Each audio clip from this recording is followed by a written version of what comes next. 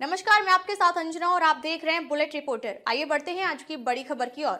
Online संचालक को पुलिसकर्मी ने पीटा, सीसीटीवी में कैद हुई घटना। संचालक को धमकाते हुए कहा कि मेरे लिए कलेक्टर करते हैं फोन तो समझ मेरा स्टैंडर्ड। मैं करप्ट पुलिसकर्मी नहीं। पुलिस द्वारा दबंगई दिखाने और गाली गलौज व मारपीट की शिकायत लेकर ऑनलाइन की दुकान चलाने वाला एक युवक एसपी के पास न्याय की गुहार लगाने पहुंचा। खुद को पुलिसकर्मी बता रहे व्यक्ति ने ऑनलाइन संचालक को पिछले कई दिनों से मारपीट, गाली गलौज करने के साथ ही प्रताड़ित कर रहा है, जिसके बाद अब ऑनलाइन संचालक अपनी जान माल की रक्षा के लिए गुहार लगा रहा है। खबर है मध्य प्रदेश के रीवा से। शहर के कॉलेज चौराहे के पास अभिषेक नामदेव का युवक एक्सपर्ट ऑनलाइन की दुकान चलाता है, जिसके यहाँ आरोपी पुलिसकर्मी विवेक सिंह केंद्रीय विद्यालय में अपने बच्चे के एडमिशन के संबंध में पहुंचकर ऑनलाइन फॉर्म भरवाया था। किसी कारणवश वह फॉर्म रिजेक्ट हो गया, जिसके बाद पुलिसकर्मी का गुस्सा ऑनलाइन संचालक पर टूट पड़ा और उस पर गलती करने का आरोप लगाते हुए लगातार उसके साथ मारपीट, गाली गलौज करते हुए उसे प्रताड़ित कर रहा था। पीड़ित ने बताया कि आरोपी पुलिसकर्मी द्वारा 28 मार्च को फोन में गाली दी, उसके बाद दुकान पहुंच उससे अपने साथ ले गया और मारपीट की, जिसके बाद 3 और 5 अप्रैल को भी गाली गलौज करते हुए मारपीट की। यहां तक कि दुकान में घुसकर गाली गलौज और मारपीट की, जिसका सीसीटीवी वीडियो भी उपलब्ध है। वीडियो में साफ सुना जा सकता कि आरोपी व्यक्ति खुद को पुलिसकर्मी बताते हुए गाली गलौज कर रहा है और धमकी देते हुए कह रहा है कि मेरे लिए कलेक्टर फोन करता है, तू मेरा स्टैंडर्ड समझ ले। मैं करप्ट पुलिस वाला नहीं हूँ, अगर मेरे बच्चे का नहीं हुआ तो तू सोच लेना क्या होगा। फिलहाल युवक ने एसपी ऑफिस पहुंचकर शिकायत दर्ज कराई है और न्यायालय की गुहार लगा रहा है। बुलेट रिपोर्टर के लिए bureau report, Rewa, Madhya Pradesh. Sir, मेरा नाम अभिषेक नामदेव है। मैं एक ऑनलाइन में काम करता हूँ रीवा कॉलेज चौराहे में। तो मैं केंद्रीय विद्यालय का एक फॉर्म भर रहा था, जिसमें से एक सर आए हैं, पुलिस सर थे। तो उन्होंने फॉर्म भराया, मैंने फॉर्म भरा और फॉर्म भरने के बाद जो सारी प्रोसेस होती है सबमिट करने की, तो उसके पहले मैंने उनको 2 बार 3 बार चेक करवाया और वो फ़ोन में बिजी थे, बात भी कर रहे थे, पता नहीं किसी अपने वाइफ से जिससे बात कर रहे हों, पता नहीं। और मैं सबमिट करने से पहले उनको चेक करवाया। उसके बाद जब सबमिट हो गया, उसके बाद फॉर्म लेके चले भी गए।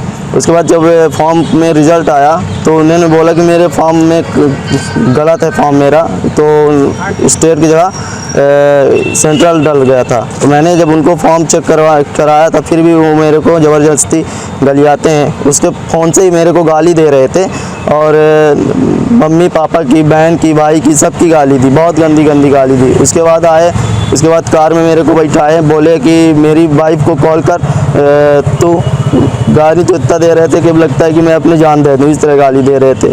उसके बाद फिर क्या हुआ कि वो गाड़ी में बैठाए, मेरे को सुभाष चौक तक ले गए। उसके बाद उनसे मैं पैर पकड़ के, पैर बोले तो पैर पकड़ के उनकी मैंने पैर भी छुआ उनका। बार बार बोले कि मैं मिडिल क्लास से हूँ, मैं बहुत गरीब हूँ, मैं बहुत गरीब हूँ। मैं पुलिस वाले आप पहचानते हो? मैं उनको पहचानता नहीं, मगर फ़ोटो है मेरे पास।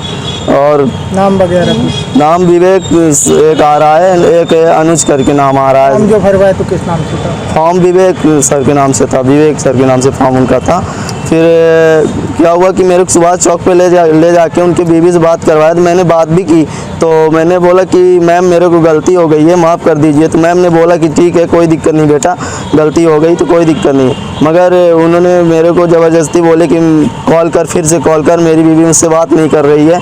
तो मैंने कॉल भी किया, मैंने बोला कि मैम आप कॉल करिए सर को, प्लीज़ करिए, बात कर लीजिए, वो मेरे को मार रहे हैं, ज़बरदस्ती मार रहे हैं। उन्होंने ये तक मेरे को बोला किस तरह बोलो। उसके बाद फिर मेरे को सुभाष चौक से मोड़े गाड़ी और मेरे को 3 से 4 झापड़ मारे हैं। उसके बाद फिर शाम को मैं, जब ये हो गया दोपहर की बात है, उसके बाद जब मैं घर चला गया तो शाम को मेरे को कॉल किए, बोले बेटा टेंशन ना लो, कोई दिक्कत नहीं है। कब की घटना है और कहाँ की? ये मिनिमम घटना 5-6 दिन हो गए सर। अभी दुकान में घुस के मारे हैं आप? फिर उसके बाद की प्रोसेस बता रहा हूँ सर। उसके बाद फिर दूसरे दिन फिर से आए हैं। उसके बाद मेरे को गाल पकड़ के मेरे गाल नोचे हैं। उसके बाद फिर गाली वाली दिए, उसके बाद हो गया। उसके बाद फिर आज की डेट पे आए, आज के दिन आए तो फिर मेरे को वो सीधे आते ही मुटके से दो मुटका बनाए, मेरे गाल में मार दिए। और उसके बाद खूब गालियाँ दी और जहाँ पर तित्ते मारी कि अब क्या ही बताएं। तो लगता है मैं अपनी जय शिकायत ले थे। सर मैं अब रमैया थाना में आया हूँ सर, अब जाऊँगा। मैं मिडिल क्लास से हूँ, मैं क्या कर सकता हूँ सर, इतना ज़्यादा। नाम बता रही अपना। मेरा नाम अभिषेक नामदेव है। क्या करते हैं आप? मैं सर पढ़ाई करता हूँ, बीकॉम 3rd ईयर में हूँ, पेंटियम पॉइंट कॉलेज से हूँ और क्या करते हैं? और ऑनलाइन का काम करते हैं सर। ऑनलाइन का मामला लेके एक बच्चा आया है, जिस तरह से पुलिस वाले मारपीट कर रहे हैं। एक तो सवालिया निशान ये है कि जिस तरह से ऑनलाइन फार्म भरते हैं उसमें पूरा बायोडाटा भर के उसके बाद फिर उसके साथ मारपीट किए जा रही है। तो क्या इस मामले में कोई से शिकायत या कहीं पे आप कार्रवाई करेंगे, क्योंकि वो नामदेव है इस कारण, और किस तरह से है? देखिए, अभिषेक नामदेव नामक एक व्यक्ति हैं जो सिविल लाइन के पास कॉलेज चौराहा परिसर में, उन्होंने बताया कि ऑनलाइन शॉप में वो काम करते हैं, वहाँ ऑनलाइन वो फॉर्म सबमिट करते हैं। जब वो फॉर्म सबमिट करते हैं तो संबंधित व्यक्तियों को दिखाते हैं कि आपका फॉर्म जो फिलअप किया गया है वो कैसा है, वो देख लें। जब वो प्रूव कर देते हैं, फाइनल कर देते हैं, तो फॉर्म सबमिट कर दिया जाता है। ये प्रक्रिया है जो प्रक्रिया आप हमसे जानना चाहते हैं। परंतु नामदेव जी ने हमें जो बताया, जो वीडियो दिखाई, जो ऑडियो दिखाई, वह निश्चित तौर से हतप्रभ कर देने वाली है। विवेक सिंह और व्हाट्सएप में अनुज सिंह नाम बताने वाले या उनकी फ़ोटो एक वर्दीधारी पुलिसकर्मी के रूप में दिखाई जा रही है और उनके द्वारा ये नामदेव जी को कई बार वहाँ घुस के हाथापाई की गई। उनके विवेक जी के द्वारा जो अनुज दो नाम उनके इंगित हो रहे हैं, उनके द्वारा इन पर इतनी अपशब्द, अमानवीय, अव्यवहारिक, अश्लील, अमर्यादित शब्दों से पेश आ रहे हैं।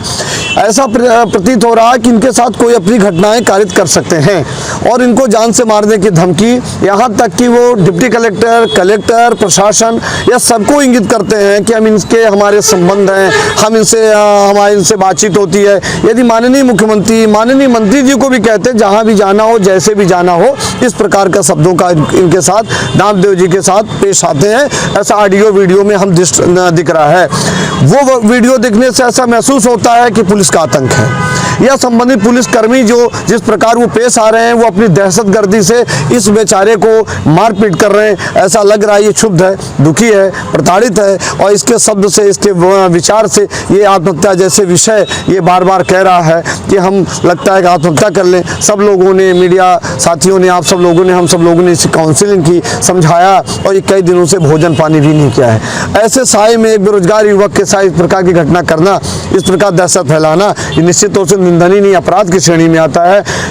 शॉप में घुस के मारना, किसी महिला के साथ, किसी महिला को अपराध, वहाँ पे महिलाएं रहती हैं, लड़कियां रहती हैं, इस प्रकार अश्लील शब्दों का प्रयोग करना, किसी की माँ के साथ इस प्रकार गंदे गंदे शब्द बोलना, उसके पेरेंट्स को गंदे शब्द बोलना और अपने रुतबे का, अपने पद का दुरुपयोग करना, ये अपराध की श्रेणी में माना गया है। तो निश्चित तौर से हम चाहते हैं कि ये संबंधित थाना में जाएं, आवेदन प्रस्तुत करें जो प्रक्रिया रेगुलेशन में है और फिर हमारे कप्तान रीवा के हैं, ये इसलिए रीवा जिले के हैं, तो अपने रीवा जिले के और जहाँ इनकी शॉप है वो थाना, जो भी थाना लगे, थाना में आवेदन प्रस्तुत करें और अपने कप्तान पुलिस अधीक्षक महोदय को आपके माध्यम से, ये मीडिया के माध्यम से ये जानकारी लोगों तक पहुंचे और एसपी साहब को निष्ठ छुट्टी समाप्त होने पर इन्होंने ये आवेदन प्रस्तुत करें और संबंधित व्यक्ति की तफ्तीश होने के बाद इनके पर कार्रवाई होनी चाहिए। और है जहाँ पे लगा हुआ है, इनका एक स्लोगन होता है पुलिस विभाग का, जन सेवा।